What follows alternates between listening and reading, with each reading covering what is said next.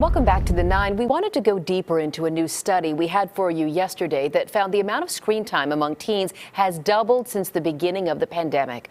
A study published in the Journal of American Medical Association Pediatrics says teens are, on average, in front of a screen 7 hours, 42 minutes a day. Pre-pandemic, teens had about 3 hours, 48 minutes of screen time daily.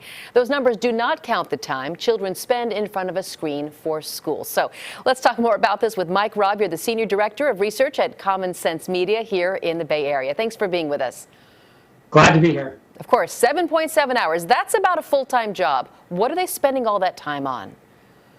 Oh, it's a variety of things. A lot of it is online video and streaming, on Netflix and Amazon and all the other online streaming services. Some of it's video games. Maybe a little bit of it at that age is probably some social media. But it's a whole bunch of different things that all get swept up into the term screen time. I know the CDC has talked about this. Common Sense Media has done its own research. Are you at all surprised by that number? I feel like it's been ticking up, but when you said 7.7, I thought that's as much time as I spend here almost.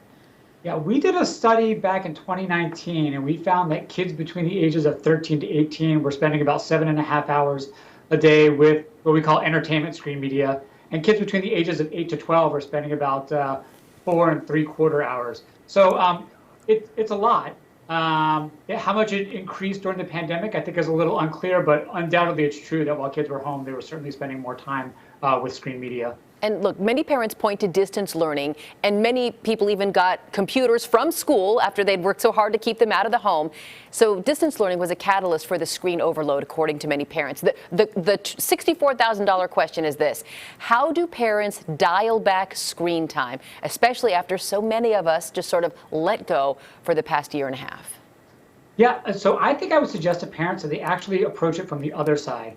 So instead of thinking about it just from, how much screen time should my kid have, think about what's good for kids generally. We only have 15, 20 years of research on the effects of screen media on kids, but we have 100 years of research on what we know is good for kids generally.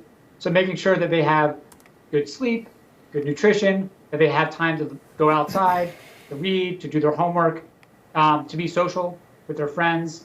And if they're doing all the things that we know are important for them, then it doesn't matter as much if they're doing 2 hours or 3 hours or 1 hour, because you already know you're kind of checking off those boxes about the things that are good for them. So that being said, go ahead. That being said, for the time that they are spending with media, try to make sure that it's at least high quality media as much as possible. Okay, so not YouTube mountain biking fails. So just so that I can be clear on your last piece of advice here, instead of saying, put that phone down, give me back the iPad, you should say, hey, come help me make cookies in the kitchen. Let's go for a hike, instead of nagging about the screen itself. I think that helps. I think sometimes the fighting about screen time can be worse than the actual screen time itself. Yeah. We should be aiming for a balance throughout the week. Some days it's going to be more than you're comfortable with, but some days you're going to have some great days with your kids that don't involve as much screen. So you should be trying to aim for balance and trying to make sure that you're getting in the things that you want them to get in. Like I said, like the important things like socializing with friends, going outside, sleeping, having meals together, and maybe even device-free meals so that you can have time to just sit and chat and be together without devices. Before we have to let you go, Mike, can you say a word about the importance of watching and preserving your teens' mental health? There's been a lot of talk about Facebook, Instagram, TikTok, I know is really big. Those sites are hard for children to tear themselves away from, but they can also have a negative effect. How should parents approach that aspect of this? It's tough. So I certainly recommend that kids under 13 not be on social media.